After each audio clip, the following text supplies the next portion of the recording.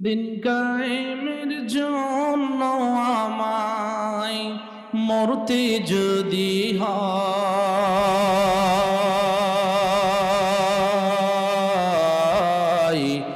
এমন মরণ দাও গো প্রভু, ও গো দয়াময়। এমন মরণ দাও গো প্রভু, ও গো দয়াময়।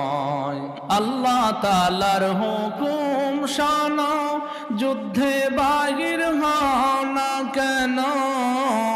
আল্লাহ তাআলার হুকুম শোনো, যুদ্ধে বাহির হও না কেন।